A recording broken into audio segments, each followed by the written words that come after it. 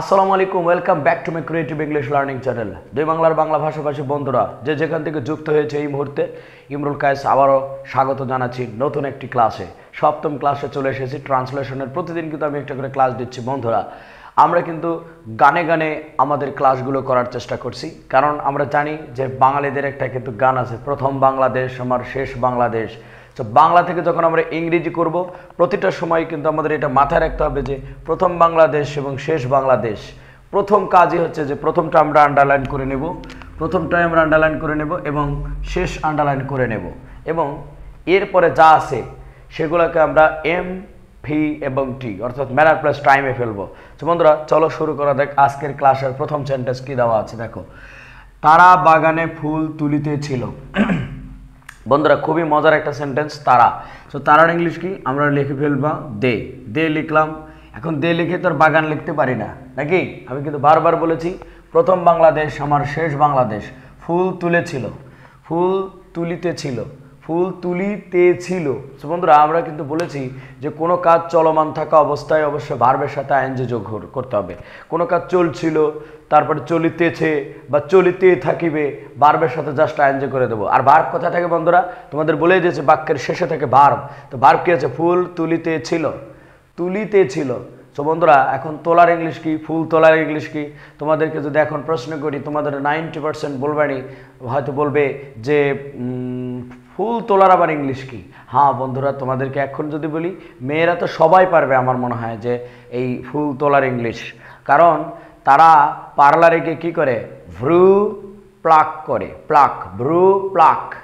তো এই যে প্লাক একটা ইংরেজি শব্দ, অনেকেই জানে না।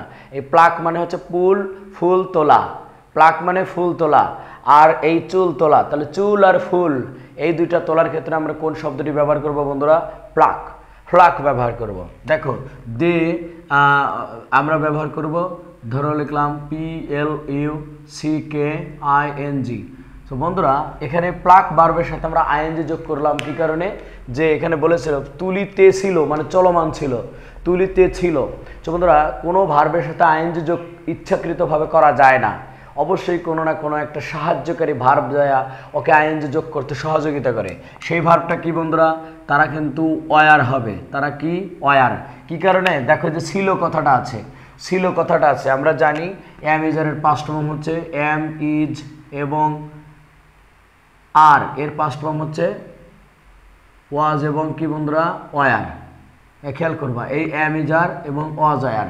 হ্যাঁ এটা হলো V1, এটা হলো V2। সো আমাদের এটা যেহেতু অতীতে এসে তাই প্লাকিং। কি লিখলাম? প্লাকিং, ফুল তুলিতেছিল। The flower, the flower. দেখো আমরা এরপরে যোগ করে দিলাম দ্য ফ্লাওয়ার, কিন্তু এখানে বলেছে they were plucking the flower, এবং কোথা থেকে তুলতেছিল? বাগানে। তোমরা জানো বাগানের ইংলিশ হচ্ছে গার্ডেন, কিন্তু বলেছে বাগানে, বাগানে। এই বাগানে, পুকুরে, মাঠে এ ধরনের এ উচ্চারণ হলে ইন দা যোগ করে দিবা। তাহলে আমরা লিখবো কি? In the field, sorry in the garden, in the garden, in the garden. So বন্ধুরা হয়ে গেল। আবার আসো দ্বিতীয় সেন্টেন্সটা আসো। দেখো তাহলে আমরা প্রথম বাংলাদেশ মেয়েটি, শেষ বাংলাদেশ হাঁটিতে ছিল। আবারও কিন্তু যা হাঁটিতে ছিল মানে চলমান ছিল, হাঁটিতে ছিল মানে কি? চলমান ছিল। তাহলে ভার্বের আইএনজি হবে, চলমান মানে ভার্বের আইএনজি। হাঁটার ইংলিশকে ওয়াক, তাহলে আমাদের এখানে শের হলাম ওয়াকিং হবে। তাহলে আমরা লিখব দ্য গার্ল। দেখো বন্ধুরা আমরা একটু ডিফারেন্ট কালি ব্যবহার করি, তাহলে একটু বুঝতে সুবিধা হবে যে দ্য গার্ল, দ্য গার্ল হাঁটিতে ছিল, ওয়াকিং, WALKING। বন্ধুরা ওয়াকিং আমরা লিখলাম যেহেতু হাঁটিতে ছিল, শেষে হাঁটিতে ছিল, কিন্তু আইএনজি তো ইচ্ছাকৃতভাবে হয় না। দেখো আবারও ছিল, তাহলে আমরা দ্য গার্ল যেহেতু একজন, তাই আমরা এখানে কি নেব? ওয়াজ নিব। দেখো যে ওয়াজ নিলাম, ওয়াজ ওয়াকিং। এই দেখো ওয়াজ নিলাম, কারণ ওয়াকিং ভার্বের সাথে আইএনজি যোগ করতে গেলে চাপা খুলে ফেলবে একবারে, এটা ইচ্ছাকৃতভাবে যোগ করা যায় না। একটা বিভার্ব দেওয়া লাগে সম্মান করে, তাহলে এই বিভার্বের কারণে এই ভার্বটা আইএনজি হয়েছে। হ্যাঁ এই বিভার্বের কারণে, কারণ ওয়াকিং এর নিজস্ব কোনো অর্থ প্রকাশ করতে পারে না, কারণ কে হেল্প করলো? ওয়াজ হেল্প করলো। তাহলে দেখো দ্য গার্ল ওয়াজ ওয়াকিং, হাঁটিতে ছিল, কিন্তু এখানে বলেছে কি? দেখো তার মায়ের সাথে হাঁটিতে ছিল, ঠিক আছে, কার সাথে? তার মায়ের সাথে। এবং এখানে আমরা যেহেতু বলেছি যে এখানে আমরা আসবো না, আমরা উল্টা দিক থেকে আসবো। আমরা বাঙালি কি উল্টা জাতি, এই জন্য উল্টা দিক থেকে আসবো। বাংলা বাক্য সবসময় উল্টা দিক থেকে আসবো। বলছে কি খুব তাড়াতাড়ি, খুব তাড়াতাড়ি আমরা লিখবো walking very quickly, very quickly, QUICKLI, quickly, খুব তাড়াতাড়ি। কোথায়? রাস্তায়। আমি তোমাদের বলেছি রাস্তার ইংলিশ হচ্ছে রোড, কিন্তু রাস্তার যেহেতু উপর দেহাটি উপরে, এজন্য অন দ্য রোড। কি হবে? Quickly on the road, on the road. এবং তারপরে কি বলেছে? তার মায়ের সাথে।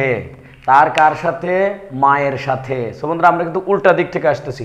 বাংলা বাক্য ট্রান্সলেশন করা খুবই সহজ, খালি প্রথম বাংলাদেশ চলে যাবে শেষ বাংলাদেশ থেকে, উল্টা দিক থেকে আসা শুরু করবা, সেন্টেন্স ওকে। তারপরে দেখো তাহলে কি বলছে? তার মায়ের সাথে। তাহলে আমরা এখানে কি লিখবো বন্ধুরা বলো তো? With her mother, with her. Her মানে সে, আমরা উইথ হার হিজ নিতে পারতাম, কিন্তু কার মা?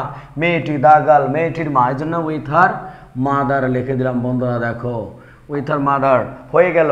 আবার আসো এই সেন্টেন্সটা দেখো 3 নাম্বার। আমরা, কি বলেছে? আমরা প্রথম বাংলাদেশ, এখন আমরা শেষ বাংলাদেশ। কাঁদিতে থাকিব মানে কান্না করিতে থাকিব, মানে কান্না থামবে না, বলতেছে কি কাঁদিতে থাকিব। তাহলে এটাও কিন্তু কন্টিনিউয়াস। সে কন্টিনিউয়াস হলে অবশ্যই কিন্তু আমাদের ভার্বের আইএনজি হবে। তাহলে প্রথম আগে আমরা লিখি আমরা, তো এখানে কি বলেছে? উই। দেখো বন্ধুরা উই লিখলাম। এখন কাঁদিতে, কান্না করার ইংলিশ কি? Cry. We know the meaning of কান্না is cry. So crying, we CROING, crying, crying. তাহলে এখানে একটা মজার ব্যাপার হলো যে ক্রাইং শব্দটা কীরকম হবে? উই, এখানে আমরা যেহেতু ভবিষ্যতের বেবো বা, অবশ্যই ভবিষ্যৎ, তো ক্রাইং তো এমনি এমনি হয় না। আর ফিউচারের বিভার্ব হলো উইল বি। ফিউচারের বিভার্ব হচ্ছে কি বন্ধুরা? এই যে উইল বি, দেখো উইল বি। হ্যাঁ, ফিউচারের কিন্তু সাহায্যকারী বিভার্ব নাই। সো এই উইলটা বির সাথে যুক্ত হয়ে ওরা বিভার্বের মতো কাজ করে, সেই জন্য উইল বি ক্রাইং। তারপরে কি বলেছে দেখো, আমরা উল্টা দিক থেকে আসবো, কিন্তু বাঙালি জাতি উল্টা, আমরা আসবো জন্য। তাহলে আমরা লিখলাম ফর, ফর কার জন্য? মেয়েটি, for the girls, for the GIRL, এই কচি করে এস দিলাম, গার্লস মেয়েটির। আবার মেয়েগুলো মনে করো না, কারণ এখানে কচি করে একটা অ্যাপোস্ট্রফি দিয়েছি, এই জন্য বলবো ফর দ্য গার্লস। এবং কখন কি বলেছে? আগামীকাল। তাহলে আমরা কি লিখবো? Tomorrow, TUMORROW, tomorrow. তো আমাদের কিন্তু হয়ে গেল বন্ধুরা। দেখো যে we will be crying for the girls tomorrow, তাই না? সো দেখো এরপরে ক্লাসটা পরের সেন্টেন্সটা দেখো বলেছে আমার মা। কি বলেছে বন্ধুরা বলো তো? আমার মা। তাহলে আমরা আগে সেন্টেন্সটা প্রথমটা লিখে নেই, my mother, my mother. Okay, my mother লিখে ফেললাম। এখন বলতেছে কি ইংরেজি শেখাচ্ছেন। কি করছেন? ইংরেজি শেখাচ্ছেন। তাহলে শেখানোর ইংলিশ কি বন্ধুরা? টিচ, কিন্তু চলমান, চলমান শেখাচ্ছেন মানে কি শেখাইতেছেন, এখনই শেখাইতেছেন। তাহলে কি এটা কি চলমান? তাহলে আইএনজি হবে। তাহলে হবে কি টিচিং, TEACHING, টিচিং। বন্ধুরা এখানে আমি একটা গ্যাপ রাখি, কি কারণে? কারণ এগুলো চলমান কাজ। এই যে টিচিং আছে, আর একটা ভার্বের সাথে এমনি এমনি আইএনজি হয় না, অবশ্যই কোনো না কোনো কারণ আছে। টিচিং মানে কি শেখাচ্ছেন, এখন বর্তমান। তাহলে আমরা অ্যামিজারের একটা নেব, অ্যামিজার প্রেজেন্ট টেন্স। তাহলে আমরা যেহেতু বলছে যে মাই মাদার, তাহলে মাই মাদার, মা কয়জন হয়? একজনই হয়, কারো 2-3 জন থাকতে পারে ভাই, সেটা ভিন্ন ব্যাপার, কিন্তু মা একটাই, তাই কি না? দেখো আমরা এই জন্য লিখলাম ইজ, এই দেখো ইজ নিলাম। এই কারণে কিন্তু ভার্বের আইএনজি, ইচ্ছাকৃতভাবে কখনো ভার্বের আইএনজি যোগ করতে যাবা না, তাহলে কিন্তু মার খাবা, কারণ ভার্বের আইএনজি যোগ করার পিছনে কারণ থাকে। ঠিক আছে, তো এই একটা 1 নম্বর কারণ যে বিভার্ব যুক্ত হয়। টিচিং, দেখো কাকে? ছোট বোনকে, টিচিং ছোট বোনকে, তাই না? মা রান্না করার পর ছোট বোনকে ইংরেজি শেখাচ্ছেন, তাই না? তো ছোট বোন কার ছোট বোন? আমার ছোট বোনকেই তো মা ইংরেজি শেখাচ্ছেন। তাহলে মাই ইয়ঙ্গার সিস্টার লিখলাম, মাই ইয়ঙ্গার সিস্টার, আমার ছোট বোনকে। তবে একটা কথা বলে নেই, তোমাদের অনেকেই হয়তো বলো যে আমার লিটল সিস্টার। খবরদার লিটল বলবা না। লিটল কখনো, লিটল বলতে কি হয় যে একটা জায়গা বোঝায়, this room is little room. এই আমটা লিটল আম একটা সাইজ বোঝায়, কিন্তু ছোট ভাই বোনকে সাইজ বোঝায়, এই জন্য লিটল সিস্টার বলবা না। রক্তের সম্পর্ক এদেরকে সবসময় ইয়াঙ্গার সিস্টার বলবা, আর রক্তের সম্পর্ক বড় হলে এল্ডার সিস্টার বা এল্ডার ব্রাদার বলবা। আর যারা রক্তের সম্পর্ক না, যারা ওই পাড়াতো খালা, পাড়াতো চাচাতো, হাবি জাবি, গোড়ার ডিম, এরা রক্তের সম্পর্ক না, মানে বন্ধু বা বিভিন্ন কলেজ ইউনিভার্সিটির যা বন্ধুত্ব ভাই ব্রাদার হয়েছে এগুলোকে বলবা সিনিয়র ব্রাদার এবং জুনিয়র ব্রাদার বলবা। সিনিয়র জুনিয়র রক্তের সম্পর্ক না, এটা রক্তের সম্পর্কের বাইরে। সো আমরা ইয়াঙ্গার সিস্টার কখন? রান্না করার পর। দেখো বন্ধুরা, তাহলে পরের ইংলিশ কি? আফটার। আফটার লিখলাম, দেখো আফটার, আফটার। আর রান্না করার ইংলিশ কি? কুকিং। এই দেখো বন্ধুরা, আমরা বলেছি কি COOKING। কেন কুকিং দিলাম তোমরা কিন্তু জানো, আফটার একটা প্রিপোজিশন, আফটার একটা প্রিপোজিশন, আর প্রিপোজিশনের পরে ভার্বের আইএনজি যোগ হয়, জন্য আফটার কুকিং হলো। তো বন্ধুরা এই সেন্টেন্সটা দেখো, মেয়েরা, তাহলে আমরা কি লিখবো?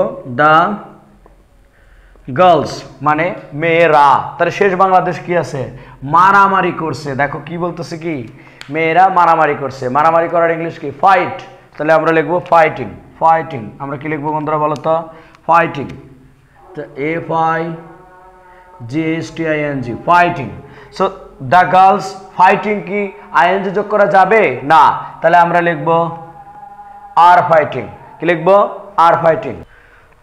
সো বন্ধুরা দেখো, আমরা কিন্তু বলেছি এখানে আর নিলাম, তাই না? আর নিলাম কি কারণে?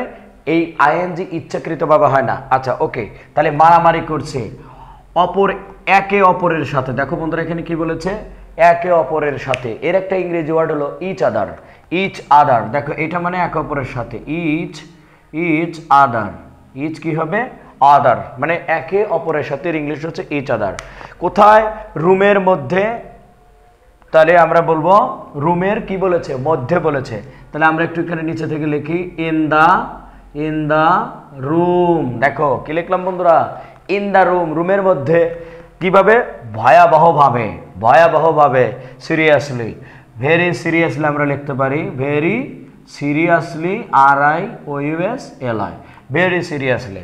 সো বন্ধুরা আশা করি তোমরা ক্লাসটা এনজয় করেছো। And dear brother, sister, ladies and gentlemen, this time I am going to tell you that if you are enthusiastic to be a very fantastic speaker in English, please try from today. Don't try to keep your task for tomorrow, because life is so transient. Life is so short. In this moment, if you try to make yourself as one kind of celebrated person, I think that you have to start your mission very dangerously.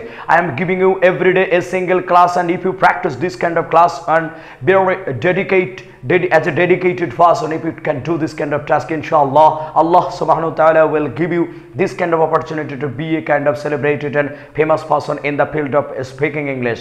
So dear friends, dear brothers, sisters, ladies and gentlemen, thank you very much. I am not interested in this moment to prolong my class, and if I will come back again with another class, inshallah, that time I will also give you again this kind of wonderful class. Until that time, remain very fine. Bye bye, tata, Allah Hafiz.